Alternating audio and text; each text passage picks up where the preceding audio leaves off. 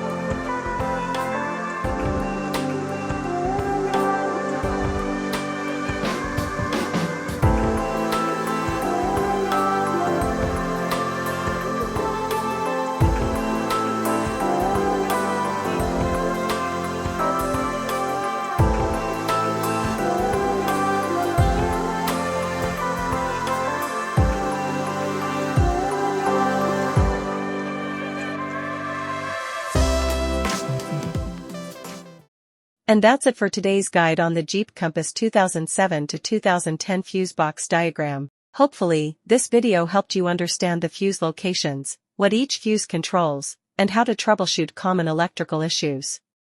If you found this helpful, hit that like button, and don't forget to subscribe for more Jeep DIYs and car maintenance tips. Have any questions, or have you encountered any fuse-related issues in your Jeep Compass? Drop a comment below, and I'll do my best to help you out. Thanks for watching, and I'll see you in the next video.